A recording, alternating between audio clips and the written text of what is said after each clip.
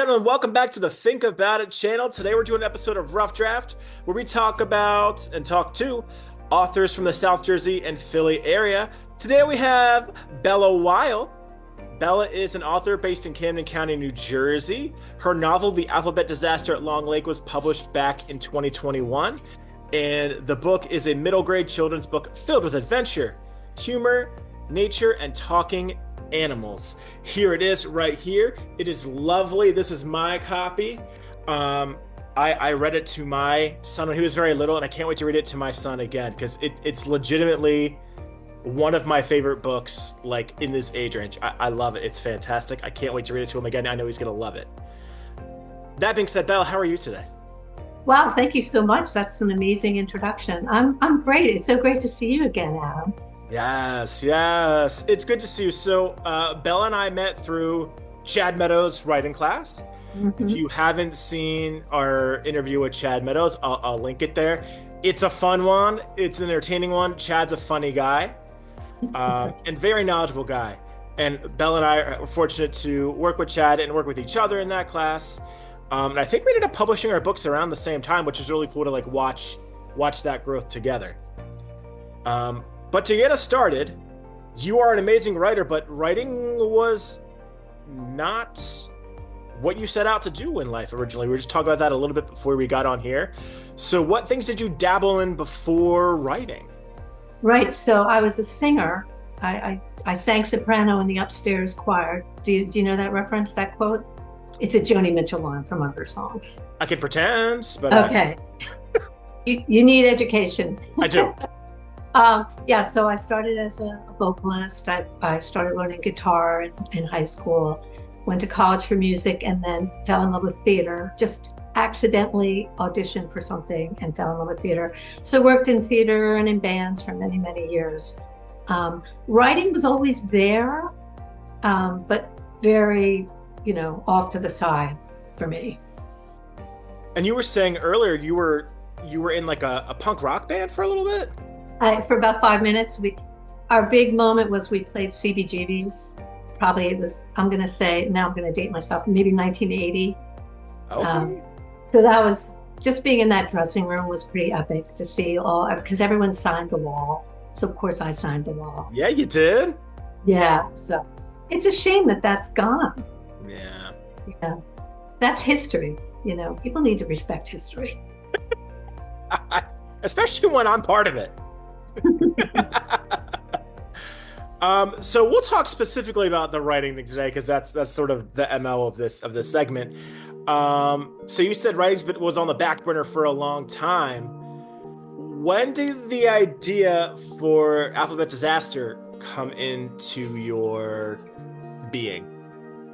I actually remember the exact moment. It's like a movie in my head. I can see it so clearly. I'm saying 25 years ago, maybe. Okay. Which is kind of terrifying when you think, people think, oh, I'm going to write a book and it takes 25 years. But, that's just how it is sometimes. I was in the backyard. It was autumn. We were raking leaves. The kids, my two kids and dog, were all jumping in the piles of leaves. And all of a sudden I heard this distant honking sound. And I looked up and there was this perfect formation of a V shape geese, and they were really, really high. So they'd probably been flying for quite a while, and they're migrating south. And I'm looking at the V and I'm thinking, oh, wouldn't that be funny, like to have like a children's book, but they're flying in the shape of a P or a Q or an R or something like that. So I mulled it over for a while, but I couldn't figure it out. And so periodically over time, I would just pull the idea out, think about it. And it wasn't until, a good 10, 12 years later, I was taking a screenplay writing class at University of the Arts. And we were learning how to do an outline. That's the first step for writing a screenplay. You do an outline. And that idea came to me, and all of a sudden it just opened up. And that's how I was able to start the book. That's awesome. And I'll show off the book a little bit here. Super cute cover. We got the geese flying in like an X formation. And then one of my favorite touches to this is this is definitely like a middle-aged book, but it has like a lot of like child feel to it. Like I love the child feel to it. Like in the beginning it has like a this book belongs to page. I love that. And then the chapters are pretty short, so they're easy to digest. And all the chapters sort of start with like an image that sort of relates to what's going to happen in the chapter. So it's super cute. It's super fun. And it's a good balance of like this is a kid's book, but it's not like a little kid's book. You know what I mean? Like it really is like that middle grade, like the story is simple enough for little kids, but it's complex enough for older kids. Um, I found it like very educational as somebody who doesn't know a lot about geese. Like I learned a lot about geese in the book, and I was like, oh, that's pretty interesting. So I would say, as somebody who read this in my late 20s, um, it was a good read as somebody in my late 20s, let alone somebody who's 9, 10, 11, the target audience. To talk about the book a little bit specifically, it revolves around this flock of geese. I don't want to give too much away, but there are sort of three main geese. There's Gabe, Zip, and Flossie. They're the main characters. Gabe and Flossie are brother and sister, and Zip's sort of like the new guy who stirs the pot a little bit. Were these three geese, these three characters, based on anyone or anything in particular? I would have to say not not any person in particular, although there are two characters in the book who are based on my two kids. Oh, that's fun. Yeah, the river otters. Oh, yes. My kid, yeah. Um, but I mean, the sibling thing with Flossie and Gabe. I mean, I grew up with three brothers and a sister, so I know the sibling thing. Mm-hmm. Yeah, and then I think it's a classic technique to bring in the trouble. Mm-hmm. Here's this happy little world, and boom, in comes this trouble, and that's Zip. A fun trouble, but yeah. So that's kind of a classic storyline, I think. Mm-hmm. And over time, he becomes much more likable, which is cool. Mhm. Do you have a favorite character, a favorite character interaction from the book? It's funny, that's the kind of question where if you asked me that last Tuesday, I might answer one way, and today Mm-hmm. I might answer another way. But when I saw the question, what popped into my head was Reginald the beaver, who's guarding the secret valley, and he kind of has amateur theater background, and I just love that, just because having worked in theater for so many years, there's always somebody like that who's very self-important Mm-hmm. and has to run things just so. And so I really had a lot of fun writing that little section where he makes Gabe reenact the entering the valley a couple times because he didn't like the way it happened the first time. There are a lot of fun and unique characters in this book. I tell you that. And I'm not just gassing this book up. I really do love this book. You do a fantastic job here telling a really engaging story while also sort of like educating people at the same time on like natural habitat and wildlife and geese in general. Did you find it hard to sort of do both fluidly together? Honestly, I really didn't. I've actually been to Western Canada, Alberta, and so I kind of had that in my back pocket. But I researched. Anytime I would introduce a new animal character, I would just research the animal, like a fox or raptors or, even chipmunks, whatever it was. I would just research them just so I could have a better handle on how they behave and what they do and stuff. But it didn't seem to present a problem for me when I was kind of blending it together. Yeah, it's very seamless because sometimes you read stuff like that. It's like, oh, now she's trying to teach me something. You know what I mean? Or like, oh, now she's showing off her research chops. Like it was very seamless, Nice. and Thank you. effortless. Yeah, it's kind of a joyful thing. I mean, I love animals. I love nature. Um, so it was just so much fun to learn all this stuff and then tell that story. Hmm. The book itself is already sort of pretty magical with like talking animals and stuff like that. And without spoiling too much of the end here, I do want to talk about the end. The end sort of takes on more of a magical, spiritual, otherworldly perspective on things. And I was a little surprised by it at first, but then it ended up blending very nice to the rest of the story. Where did the inspiration for that sort of the lore that came with that come from?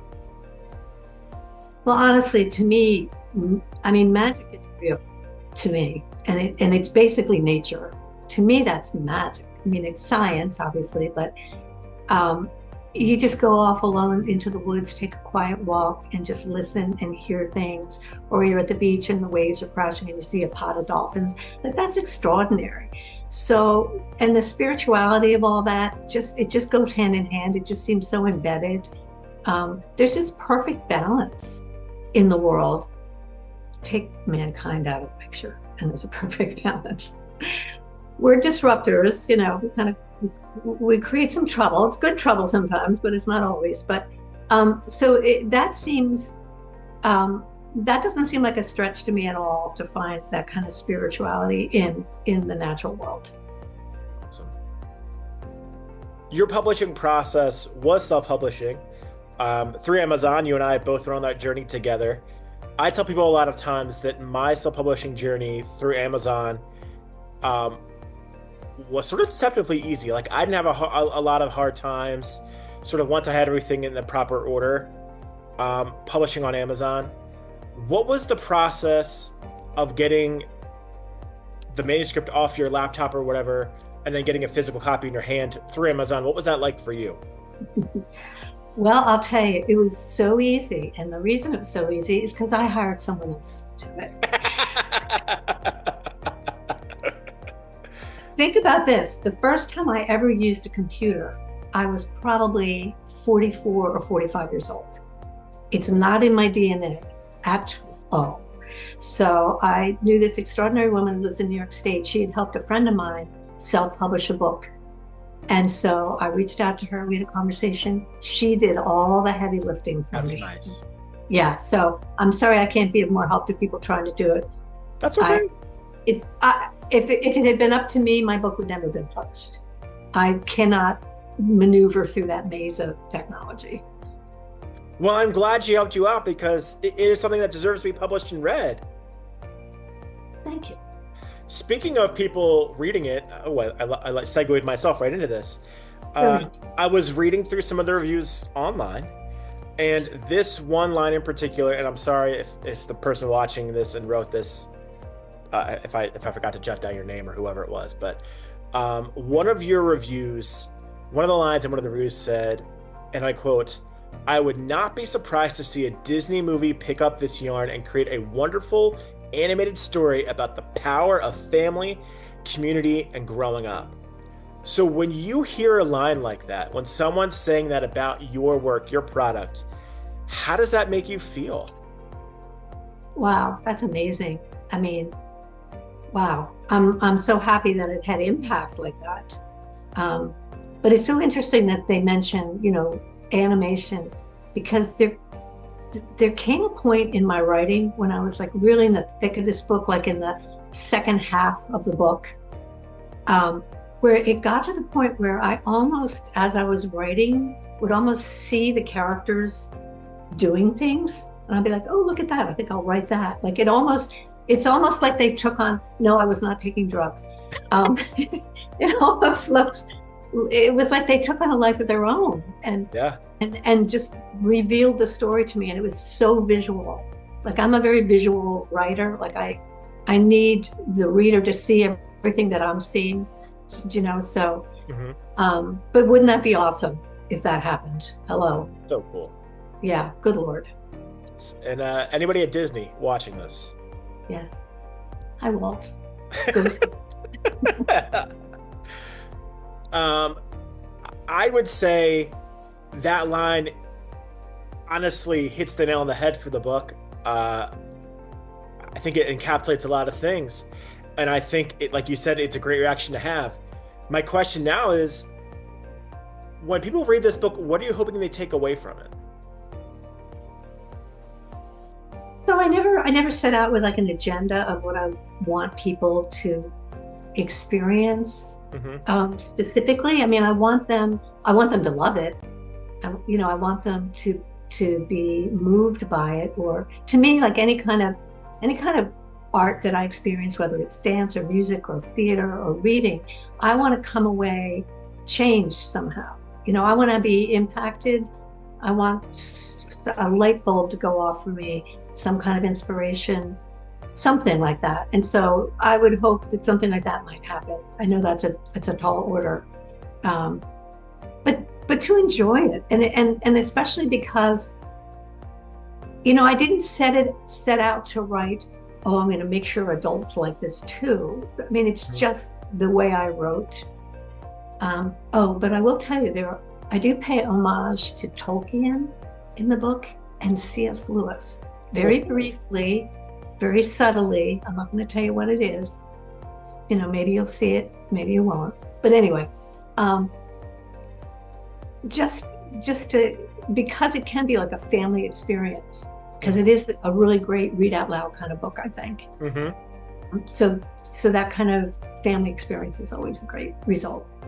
Yeah, it was a beautiful family experience for us. Like, my wife and I would take turns reading chapters, and my son was still pretty young, but he was old enough to sit there and know to listen, and he never fought us when we had the book out. Like, he always sat there. He was maybe a year and a half.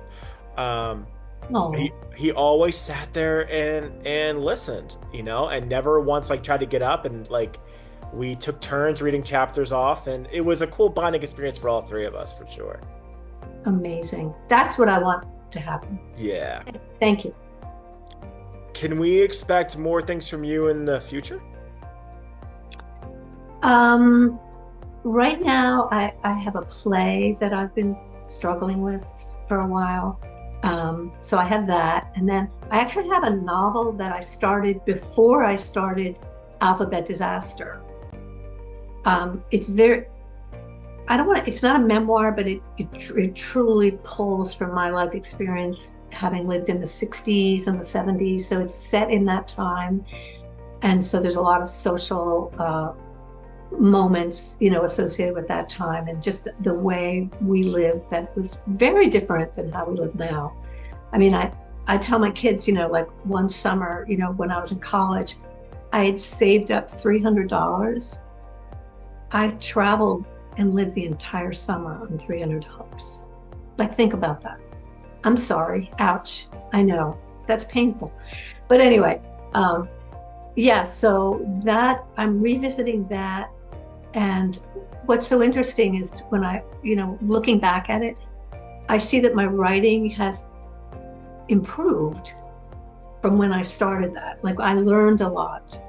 And so I know that there's some rewrites that are going to come because of what I learned, writing Alphabet Disaster. For sure. Speaking of improving and moving forward with projects, what advice would you give to people who have started a writing project or want to start a writing project? I think you're a great example of it. Doesn't matter where you came from in your walk of life or what part of your walk of life you're on, you can do this. So what advice would you give to those people who are maybe in the back of their mind, I have something I started, or I have something I want to start, I don't really know what to do next? And to quote Chad, is sit down and write. There's lots of ways you can do it. I know there was a period of time where I would carry a little journal with me and I would jot things down. There's something called morning pages that people do where, first thing in the morning with your cup of coffee, just open up and just start writing maybe a dream you had, just whatever you're thinking. It's it doesn't matter if it's good. In fact, I have that's the first writing I ever did, actually, was high school. I wrote journals. I still actually have them, I think, in the attic somewhere in a box. I imagine it would be unbearable to read them now. Oh, the angst of it all. I'm sure it's so dramatic and overwrought and everything, but it doesn't matter. You just have to write. And what's so extraordinary to me is where inspiration comes from. Just like how I said I was out raking leaves and a flock of geese flew over. Just pay attention and listen. I wrote a song one time. I heard a woman just say one line, and an entire song came out of that line. So it's so mysterious and so incredible where inspiration comes from. Just pay attention.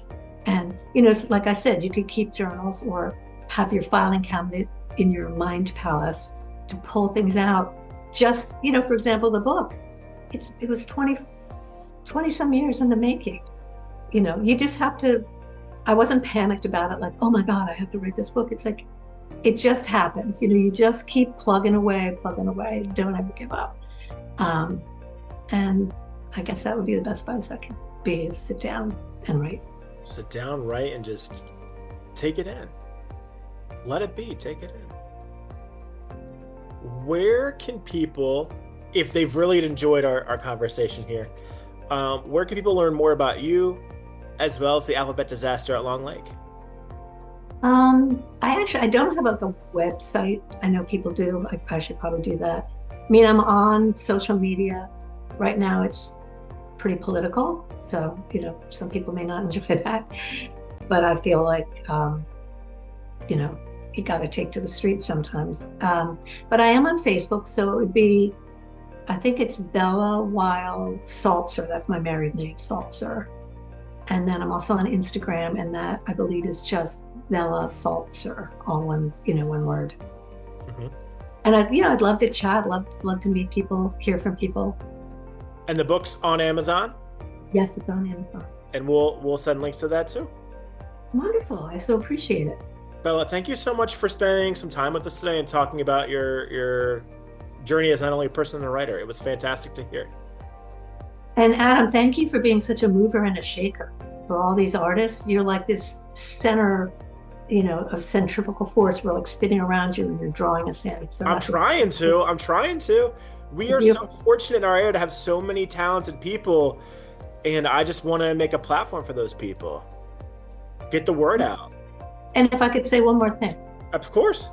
The thing about the arts, all the arts, whatever your medium is, it's very few people earn their living doing it. There's just that top creme de la creme, or the lucky ones, or whatever you want to call it. Because there's plenty of brilliant, talented people who just don't quite get there.